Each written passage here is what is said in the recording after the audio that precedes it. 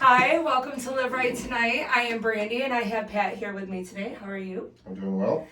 So, Pat, tell me a little about yourself. I've been with the Wayne County Sheriff Department for 21 years now. I've been all over the department. I currently work on a violent crime task force on the streets of Detroit every day, going after the worst. Okay. One thing I do know, you are also a retired Marine. Air Force. Air Army. Force, sorry. Yeah, same thing. Yep, 23 years there too. That's awesome. Well, thank you for, helping us and with everything. Okay, so with you being a cop, what made you want to become a cop?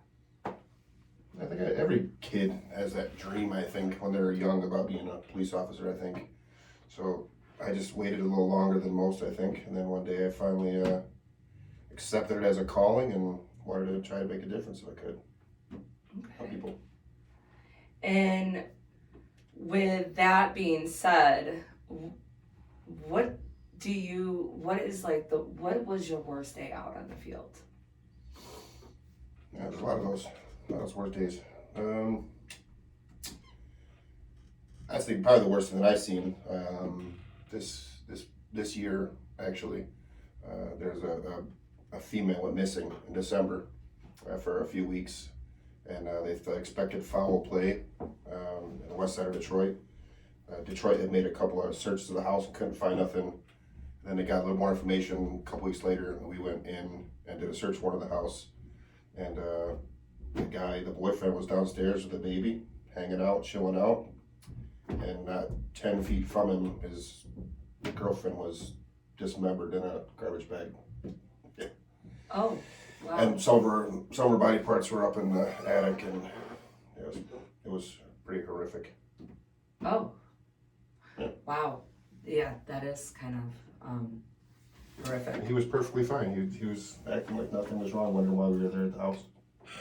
And just chilling with her baby. Yep. That's horrible. With that being said as well,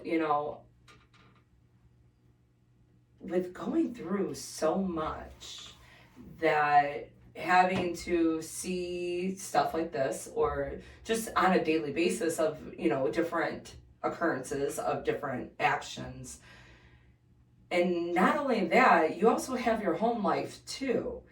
And, there could be, who knows what's going on there. And I'm not going to sit there and ask you what's, that, but what I'm asking is where do you guys find your help for like mental health issues? Like, how do you guys get your help? Because that has to be hard to sit there and deal with all that, with your job, and then also having things going on at home, because that can't be easy. Your hours, the stress, and sometimes you do bring it home, and it has to be stressful on the home life. So does Wayne County have anything for you guys for mental health? They do have small programs like EAP programs and stuff, but I think for the most part that most officers just kind of like compartmentalize everything inside their heads and just like eat it down and then go home and pretend like they never see anything, which is kind of, when you see stuff on a progressive level every day, it almost becomes like the norm, which I guess kind of messes with your psyche a little bit, that you're able to go home and eat dinner with your family after you just seen like a dead body, or I think it eventually comes out in everybody in different ways if you don't find ways to manage it. Like me personally, I go to the gym. That's right. That's how I like to like relieve my stress and clear my mind. But yeah, I think that everybody should probably talk to somebody. I never have. I'm sure I got some issues in my brain somewhere. I think we all maybe do. Everybody does. Yeah. So don't think it's just you. Everybody has issues, but with your job and, like I said, with your job and having to deal with everybody else's issues, and then having to push your issues on the back burner because of your job. And then when you get home, you're not leaving your job at your job. Yeah, it's hard because it's always going to be with you.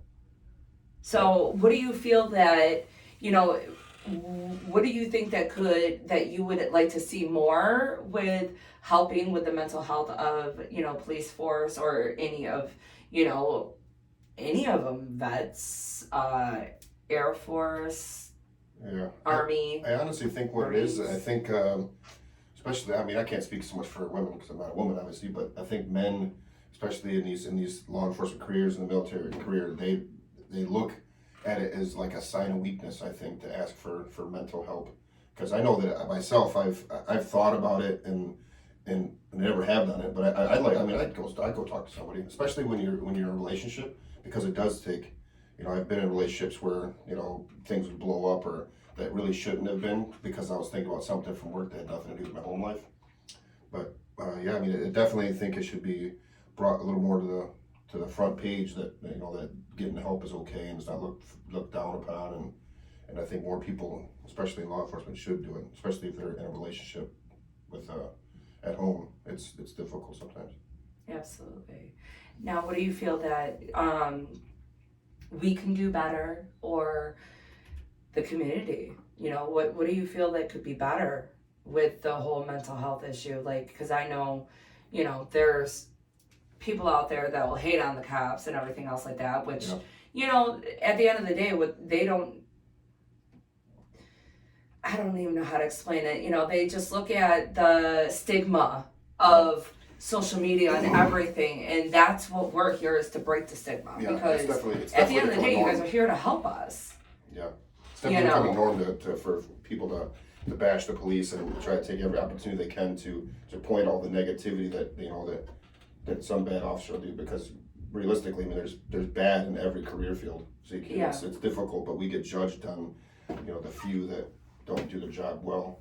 But as far as, I mean, I think that maybe just getting the word out more, that the help's available, maybe becoming more prevalent, maybe even visiting police departments and passing out business cards, or maybe speaking in a roll call or something, that maybe people won't come to you then, but if they see a card, they might take that card and call later, say, hey, I didn't want to say anything in front of everybody, but I could come in and talk to you about this. Or I think that people will be more likely to, especially officers, to talk to somebody if they know that nobody's going to know. They're not going to be looked down upon as like a sign of weakness. Right. Now, a question that I want to ask is, you being into the police force, with all of them, if they go see a psychiatrist and everything else like that, now with it being documented, could that be harmful to your career? I don't honestly know the answer to that question because I've never dealt with it. They say no. That's what I get told, that it's not going to be looked down upon, but I don't see how it wouldn't be. If you're in a task force like myself and you're out there putting your life in the line and others other officers at risk, if they find out that you're seeing a psychiatrist for some home issues or for some mental issues, of course, in the back of your head, you'd be like, well, I don't want to get caught seeing this therapist because they're going to think I'm crazy, or they're going to think I'm not fit for the street, and they'll take me off. So that's probably a big stigma too, maybe why a lot of people don't get help, because they don't want to get judged or punished for getting help. Sad. It is, because, I believe, like you said it earlier, everybody has issues. We all have issues. I'm not, I do what I do, but it's hard to leave your home at home and work at work, because when you care about your job, you carry it everywhere you go. That's true. And I'm an open person. I just say, yeah, I see a therapist and I feel bad for her because I hope she sees one after she's done with me. But at the end of the day, it's like, I don't want to be judged for it, because all I'm trying to do is clear myself, and that has to be hard with you guys because there is that stigma. And, again, that is why I do what I do, to try to break the stigma, to show that everybody needs some sort of help. It doesn't matter what you do in life. Right. Everybody needs to talk to somebody without being judged. And, I was telling you before the podcast is that I do have somebody that is in the line of work that does counseling and does it without being on any of the marketing of where it's going to affect your job or anything. And it's There needs just, to be more of that for sure. I 100% agree, and I will definitely give you his information, you know, and then pass it along, because there's nothing wrong with that. Because again, nobody will ever know. He will come meet up with you wherever you want. You don't have to go to an office. He can come to your house and make it very homely, you know, and that's one thing about him. He's really good at what he does. But with that being said, what was a significant event that you realized your job was extremely dangerous? Oh, that's too many to count, really. So I'm on the SWAT team too, so we do high risk warrants all the time. I think last year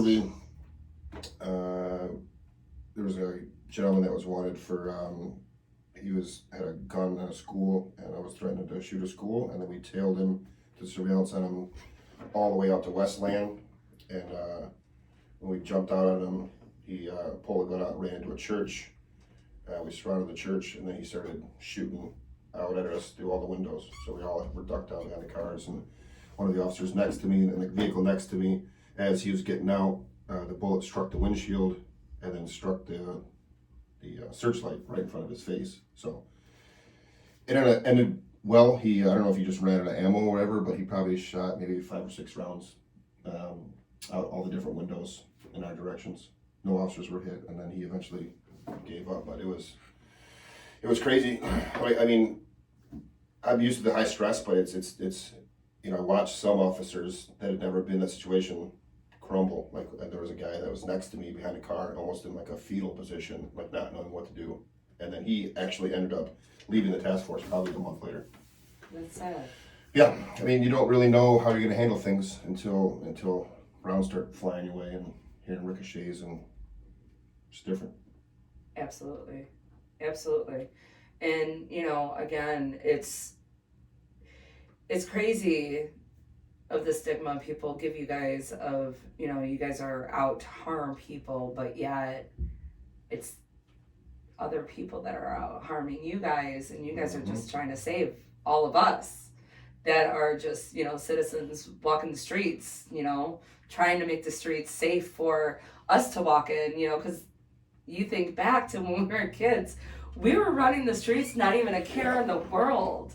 And to think now, times. it's like, if I had a kid, I'd be like, no, you're in before those street lights, like, you know? You're done. Yeah, and it's crazy. And, you know, I want to say thank you for putting your life on the line, you know, between the Air Force and even to this very day, you're out there, you know, your whole, you know, police force, all the police force in general, you know, I applaud you on your everyday job, because again, it has to be hard to deal with home life and then work life and then trying to separate it. And like you said, it's just like, for the men, I feel for you guys, because yeah, you want to feel like a man and not have, you know, the stigma of you're weak if you see someone.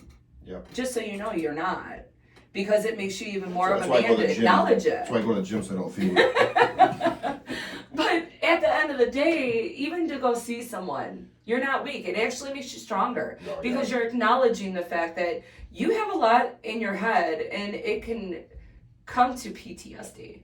Yeah. You know, in certain areas like that, and depression. And to save yourself from that, and to help yourself on a basis to manage your work life, and it can honestly better yourself and your work life. You know, that's for everybody, you know, because like I said, I see one, and I thank God that I do, because it does. It helps me in my home life, and it helps me at my work life to release it, because you got to release it somewhere. And I don't want to take it home and take it to the wrong people. I don't want to take it to work, take it on to the wrong people. I'm just going to talk to this person that I'm paying to take it. So take it all, you know, but at the end of the day, it's better for everybody. You know, it's better for me mentally. It's better for home mentally. It's better for work mentally. And, you know, and I'm here to break the stigma that you're not weak to do that, because it actually helps and betters yourself, your home, your family, your work, the people that you're out protecting, you know. But thank you. Thank you for all of it. I know that you're a busy person. I want to say thank you for coming here and taking the time. And again, thank you for your service. I appreciate you out there every day. I know my viewers, they appreciate you. Well, thank you to the viewers. Well, they have to, because, you know, with this world, it's getting crazier and crazier every day. And if you guys aren't there to protect us, who knows what can happen. So, you know, that's with everybody, EMS and everybody. And, but yes, I want to say thank you for coming and doing what you do. Thank you for having me. My pleasure. To everybody else, thank you for watching and have a blessed day.